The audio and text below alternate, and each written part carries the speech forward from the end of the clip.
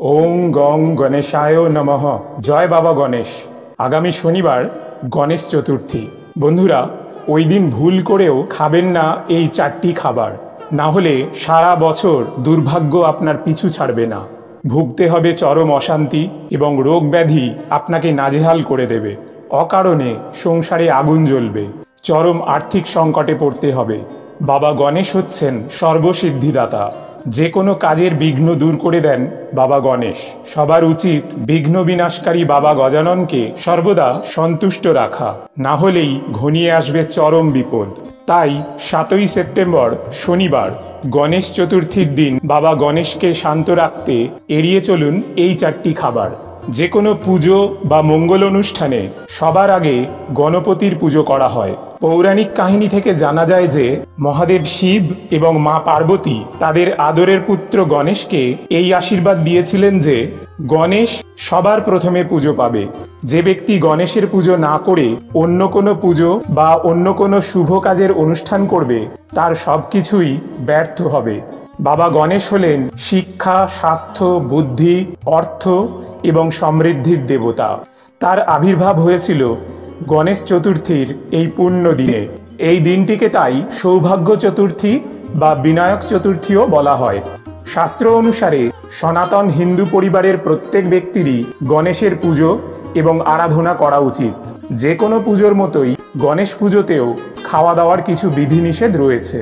গণেশ পুজোর দিন কিছু খাবার খাওয়া অবশ্যই উচিত এবং কিছু খাবার ভুল করেও খাওয়া উচিত নয়। নিষিদ্ধ খাবারের মধ্যে প্রথমে যে খাবারটির কথা বলবো সেটি হলো তিতো বা তেতো। উচ্ছে, নিমপাতা, করলা বা চিরতা যে কোনো তেতো খাবারই গণেশ চতুর্থীর দিন এড়িয়ে চলুন। বাবা গণেশের জন্মদিনে এই খাবারগুলি কোনো মতেই মুখে তুলবেন না। জন্মতিথিতে তেতো খাবার অত্যন্ত অশুভ বলে মনে করা হয়।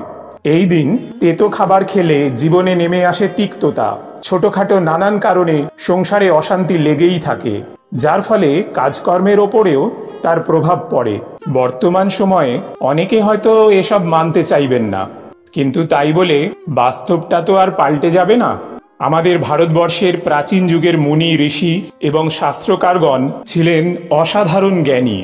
আমরা যাতে সুস্থভাবে জীবনযাপন করতে পারি তার জন্য তারা কিছু বিধিনিয়ম করে দিয়ে গেছেন এবং ভারতীয় শাস্ত্রের এইসব বিধিনিয়ম একেবারে অভ্রান্ত।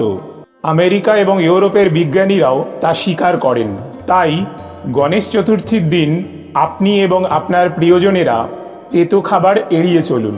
দ্বিতীয় নিষিদ্ধ খাবারটি হলো গণেশ চতুর্থীর দিন ভুল করেও মূলো খাবেন না। হ্যাঁ বন্ধুরা, ঠিকই শুনেছেন। এই দিন বাড়িতে মূলো রান্নাও করবেন না এবং খাবেনও না। বাড়ির প্রতিটি সদস্যই এটি মেনে চলার চেষ্টা করবেন। এই দিন মূলো খেলে চরম আর্থিক সংকটে পড়তে হয়। জমানো টাকা শেষ হয়ে যায় নানান রোগ ভোগ অথবা মামলা মোকদ্দমায়, কিংবা হঠাৎ করে তৈরি হওয়া কোনো সমস্যার পিছনে। এই দিন মূলো খাওয়ার অর্থ হলো যেচে নিজের দারিদ্রতাকে ডেকে আনা। তাই বন্ধুরা, চতুর্থীর দিন কোনোভাবেই মূলো খাবেন না। এবার আসছি তৃতীয় নিষিদ্ধ খাবারটির কথায়। সেটি হলো পুঁই শাক। শাস্ত্রে বলা হয়েছে পুঁই শাক খেলে শরীরে তামসিক গুণ বৃদ্ধি পায়। আপনার, আমার এবং প্রত্যেক ব্যক্তির মধ্যেই সাত্ত্বিক, রাজসিক এবং তামসিক গুণ রয়েছে। যে কোনো পূজা অর্চনা বা যে কোনো শুভ কাজ মানুষ করে তার সাত্ত্বিক গুণের জোরে, যা তার সাত্ত্বিক গুণকে আরও বাড়িয়ে দেয়, পজিটিভ এনার্জি নিয়ে আসে এবং জীবনে উন্নতি ঘটায়। তামসিক গুণ ঠিক এর উল্টো কাজটাই করে। তাই পুঁই শাকে অনেক খাদ্যগুণ থাকলেও গণেশ চতুর্থীর দিন পুঁই শাক খাওয়া উচিত নয়। চতুর্থ নিষিদ্ধ খাবারটি হলো পেঁয়াজ, রসুন এবং যে কোনো প্রকারের আমিষ খাদ্য।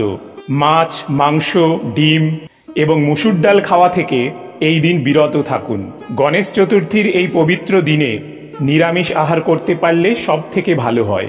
বাবা গণেশের কৃপায় আপনি এবং আপনার পরিবার অনেক বাধা বিপদ থেকে মুক্ত থাকবেন। সবচেয়ে ভালো হয় কিছু ভালো নিরামিষ পদ রান্না করে বাবা গণেশকে নিবেদন করুন। তারপর বাড়ির সকলে মিলে সেই প্রসাদ গ্রহণ করুন। আর হ্যাঁ, এর সঙ্গে গণপতির সবচেয়ে প্রিয় লাড্ডু এবং মোদক নিবেদন করতেও ভুলবেন না। নারকেল নাড়ুও দিতে পারেন। এটিও বাবা গণেশের অতি প্রিয় খাবার। পঞ্চম নিষিদ্ধ খাবারটি হলো যে কোনো ধরনের নেশার দ্রব্য। নেশার জিনিস মানুষের মনের ভেতর নেতিবাচক ভাব তৈরি করে। এর জন্য যে কোনো বিষয়ে সিদ্ধান্ত নিতে ভুল হয়ে যায়, যা ভবিষ্যতে তার জন্য আরো বিপদ ডেকে আনে। এই পুণ্য দিনে নেশার দ্রব্য গ্রহণ করলে বুদ্ধির দেবতা বাবা গণেশ রুষ্ট হন। তাই নিজের এবং পরিবারের মঙ্গলের জন্য একটু কষ্ট হলেও গণেশ চতুর্থীর দিন নেশার দ্রব্য থেকে দূরে থাকুন। যদি সম্ভব হয় বাড়িতে এদিন সিদ্ধিদাতা গণেশের পুজো করুন। কোনো কারণে পুজো করতে না পারলে সারা দিন এবং রাতে বাবা গণেশকে মনে মনে স্মরণ করুন। এতে আপনি এবং আপনার পরিবার বাবা গণেশের আশীর্বাদ পাবেন। বন্ধুরা, আজ তাহলে এ পর্যন্তই। আশা করি ভিডিওটি আপনাদের উপকারে আসবে। দেখা হবে নতুন ভিডিওতে।